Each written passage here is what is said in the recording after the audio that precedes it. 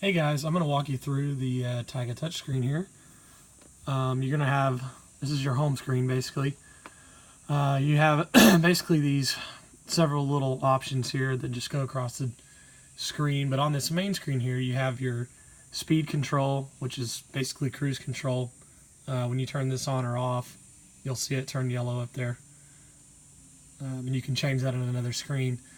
This is your taps plate, which is basically a trim tab, which I'll show you in a second. You also have your water temp up here, air temp, depth, which is something good to keep an eye on, obviously, and then your fuel. This is also a little area where if you press here, you're going to see a bilge, which is automatic, so it should come on, but if you do need to turn it on, that's where it is. So let's get right into it here. First screen here is going to be audio. And this just brings up, obviously, the audio controls, so you can go ahead and power that on. Then right here you will have the Bluetooth pairing, which basically you can tap and, you know, it'll pair right up to your phone. The actual Bluetooth connection is P and a bunch of numbers. I actually not remember off the top of my head what it is, but anyway, that's that. And then if you do want to change, there is AM, FM, all this stuff is on here as well, but we'll just keep it on Bluetooth for now. An important thing about the radio, which I'll show you a little bit of on this later, is this. There's one volume control over here, and this always needs to stay at about 25 to 30 to get the best sound possible. This is what you'll be controlling volume-wise on the transom remote, which is on the very back as well, but this really needs to always stay at about 25 to 30%, and there's actually another volume on the equalizer down here that you'll use for your main volume. But anyway, that's pretty basic. This left down button right here is your home button, so this always exits you out. And obviously while we're at it here, this is a mute volume.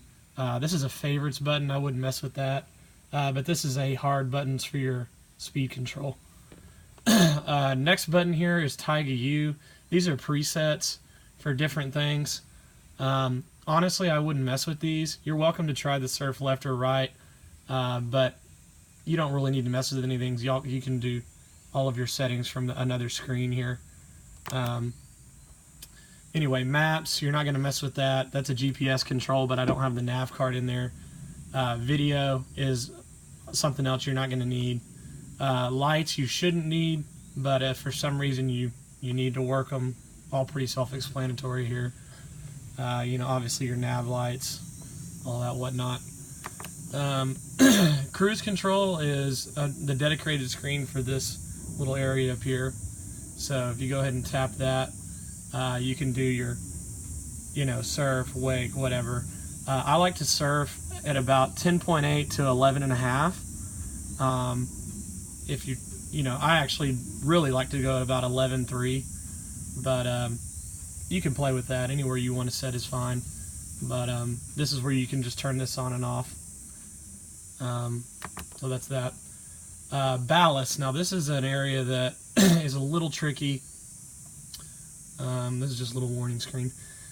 Obviously you have ballast in 4 corners here. I'll have all those in the boat, so you'll be good to go there. Your front ballasts are a lot smaller, but usually when you're surfing, I like to keep those full. And these are actually the big guys in the back. I think they're maybe 1,200 pounds a piece, 1,000 pounds, something like that.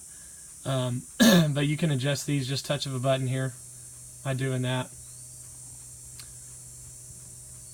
You can obviously empty all, stop all, do all that. Now one important thing is when you're filling these up, you'll see a little, so if you just hold this down, it goes all the way to 100, and you'll see this start ticking up. That's actually a timer. It's not an indication of how full they are.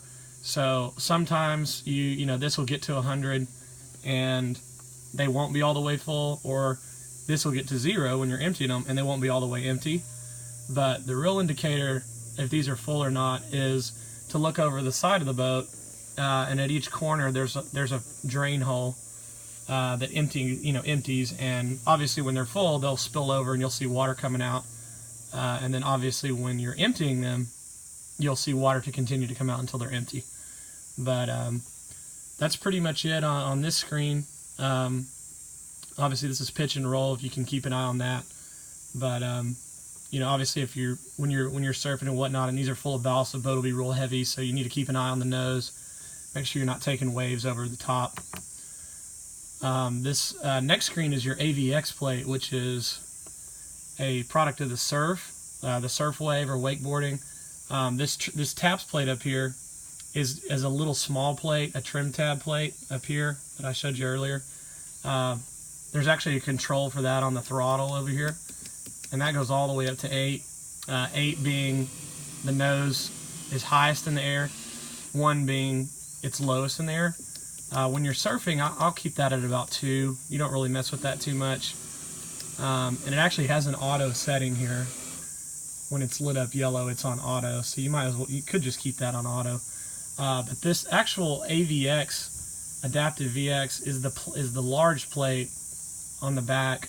It's under the swim deck. You can see it adjusting, and this actually goes up to 10. 10 is you're going to have a really short but very steep wave, and then 1 is going to be a very long wave but not a very tall wave. The longer the wave is, the bigger the pocket is, the easier it is to stay in it. Obviously 10, it's shorter but it's a lot larger wave, so you can kind of play around with that. We usually keep it at about 4, kind of right in the middle there, but that's where that is. Other than that, on here, that's about it. If I think of anything else, I'll add it, but that's good on the screen here.